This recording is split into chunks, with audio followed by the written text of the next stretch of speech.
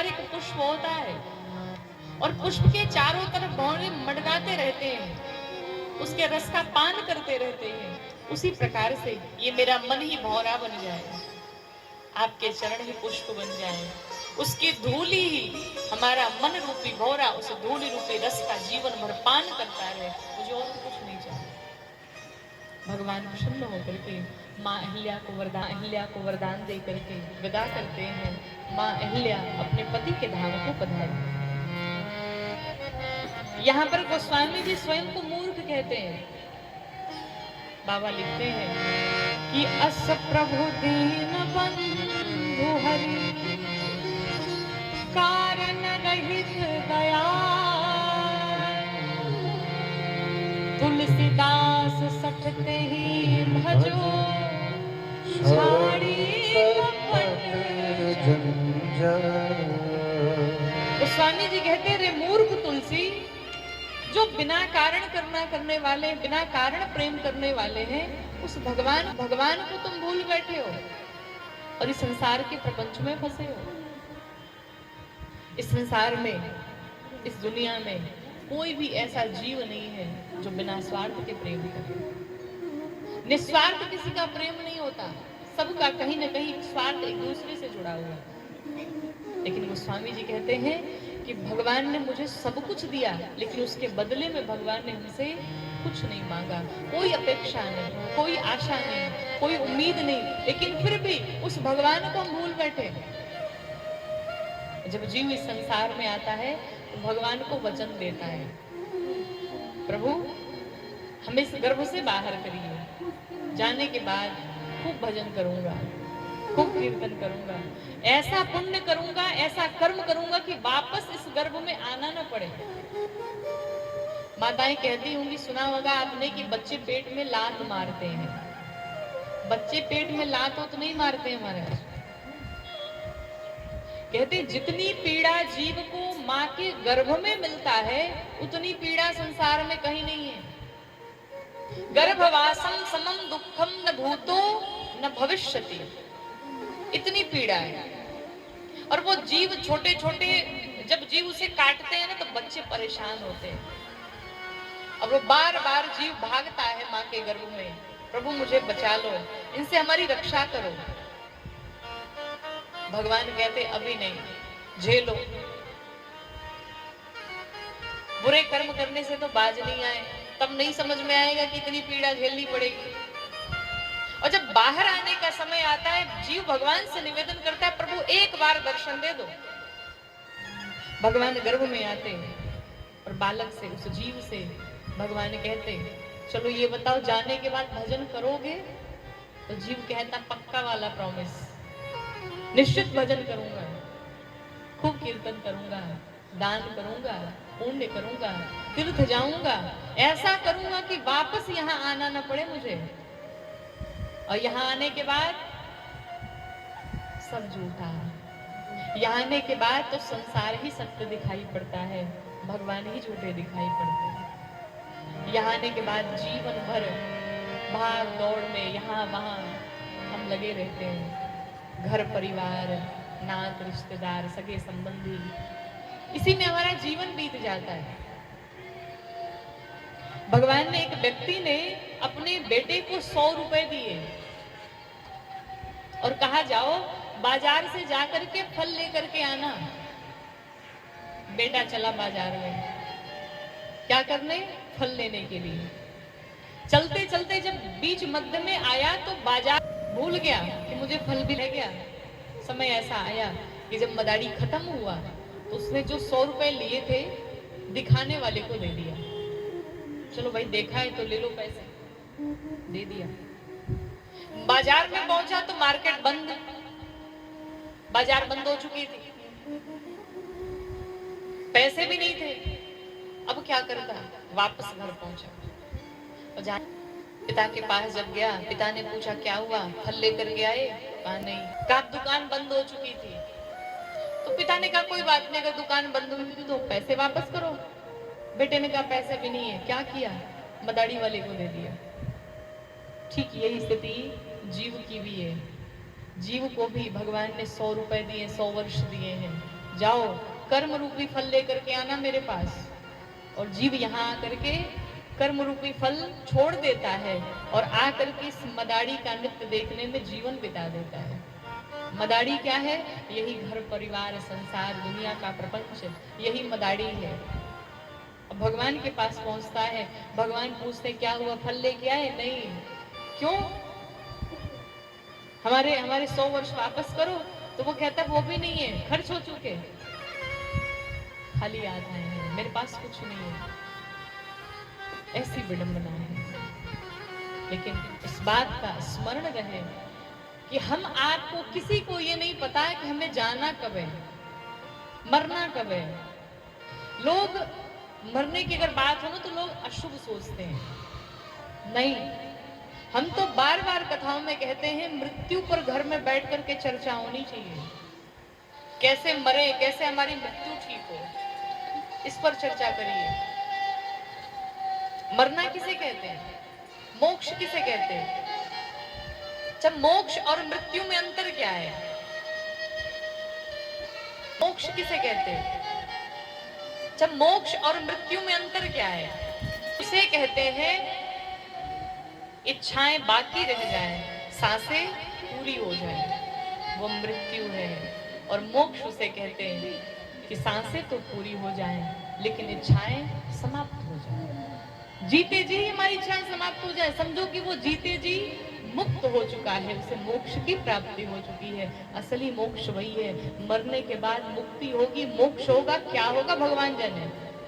पर मुक्त होना है तो जीते जी मुक्त हो जाओ, मोक्ष पाना है तो जीते जी मोक्ष को पाओ। यही मृत्यु और मोक्ष में अंतर है। और ये मृत्यु अकाट्य सत्य है, किसी को पता नहीं कब जाना है।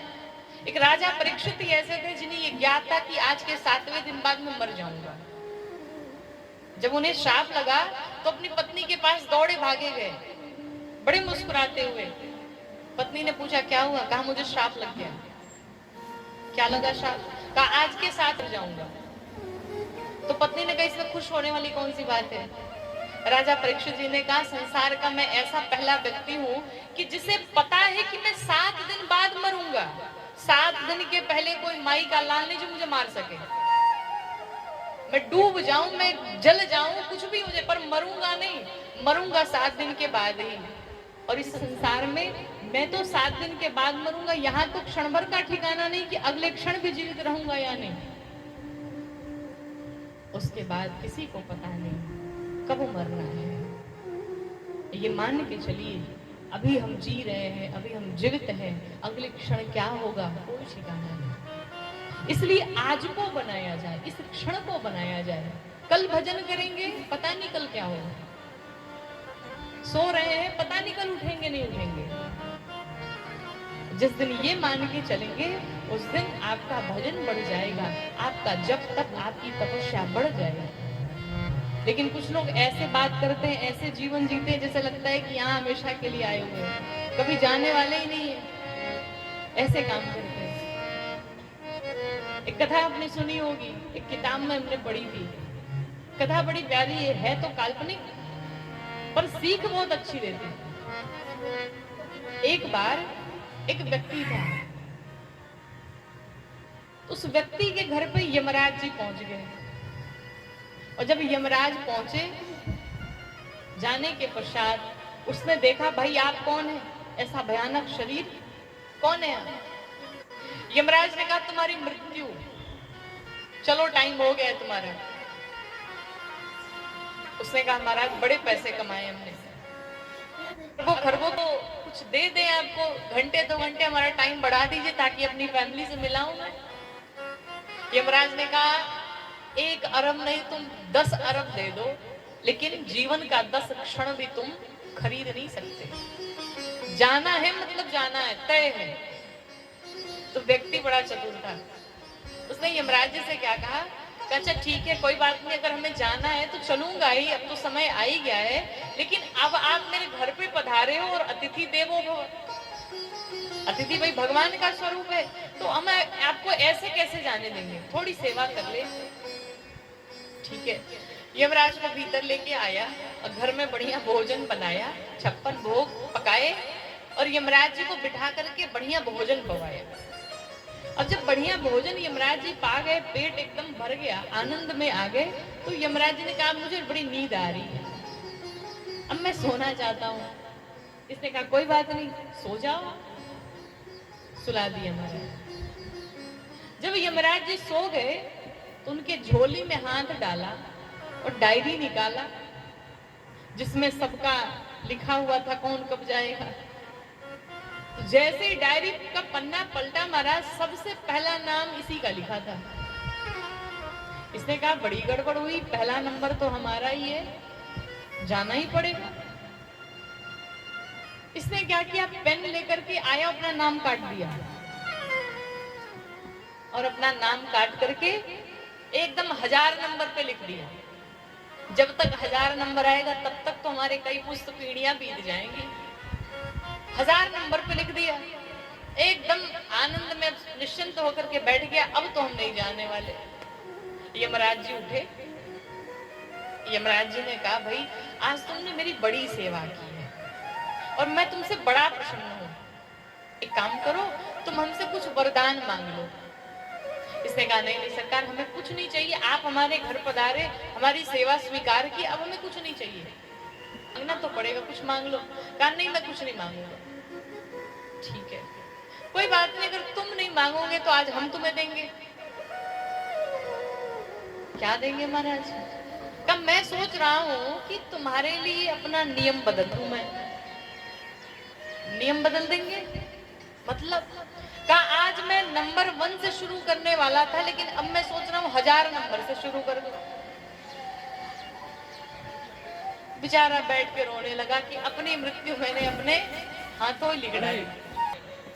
जब जहां जिस क्षण जिस समय लिखा होगा, आप वहां किसी न किसी बहाने पहुंच ही जाएंगे। उससे कोई नहीं बच सकता, कोई भी। एक बड़ा प्यारा भजन है, कई दिन से भैया लोग कह भी रहे थे कि काहे माया में अरे भुलाइल बाड़ा तोता हो, काहे माया में भुलाइल बाड़ा तोता हो, आहई पोता छोड़ के जाए के पड़ी, काहे माया में भुलाइल बड़ा तोता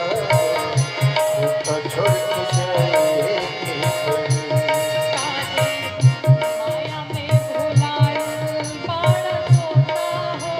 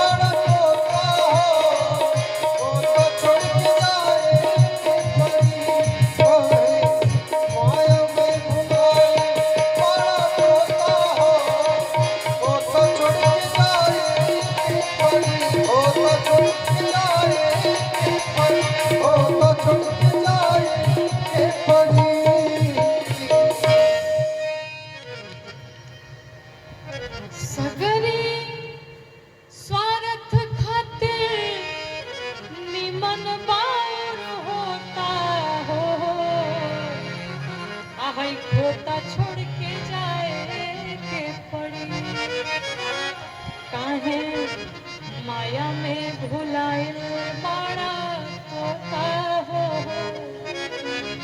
कि खोता छोड़ के जाए के पड़ी। चाहे आप जितना भी